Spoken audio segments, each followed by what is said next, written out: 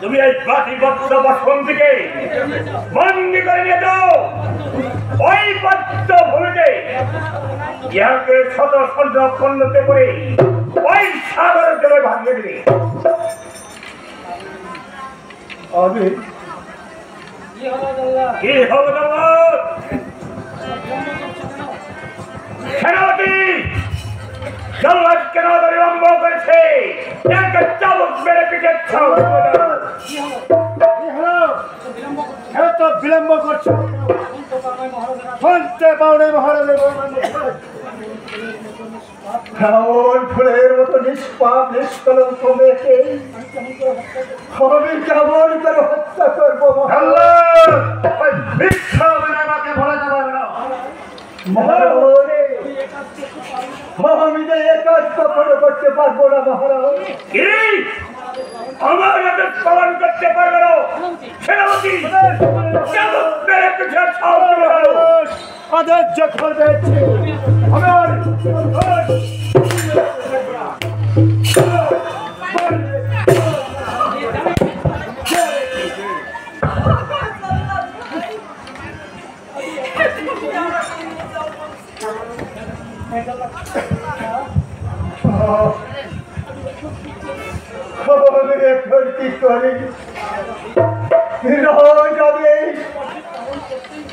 আমার যে পালন করতেই হবে। আমি বাসন্তীকে হত্যাই করবো, তাতে আমার কি আসে যায়? চলো বাসন্তী, তোমাকে ওই বদ্ধ ভূমিতে নিয়ে খন্ডে খণ্ডিত করে তোমার তপ্ত রক্ত হয়ে গেল এই মহারাজকে এই মুহূর্তে।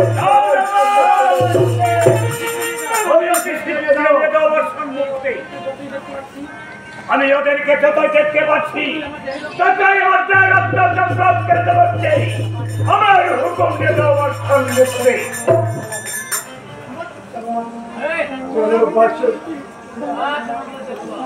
তুমি আমার সঙ্গে চলে এসো।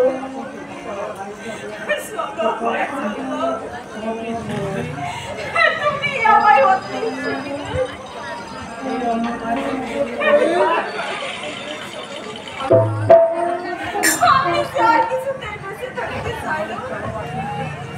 চলো বাসন্তী,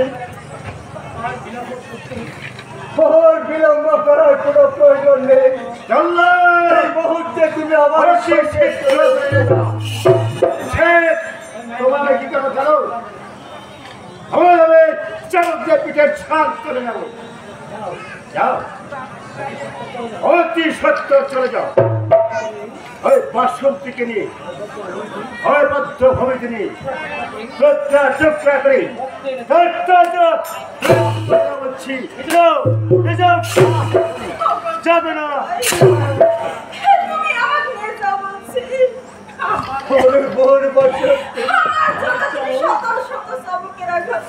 তোমাকে নিয়ে যেতে একটু বিলম্ব হচ্ছে বলে আমাকে শত শত চাবুক তোমার সহ্য করতে হচ্ছে।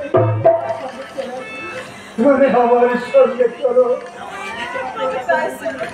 তোমাকে ওই মধ্য ভূমিতে নিয়ে আমি শত খণ্ডে খণ্ডিত করবো।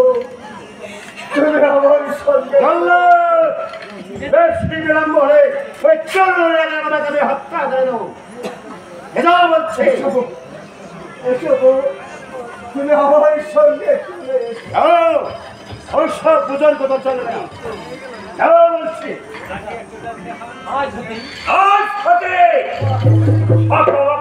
হয়ে গেল। সেনাপতি আমরা এখন জবরে চলে যাও থেকে চাই।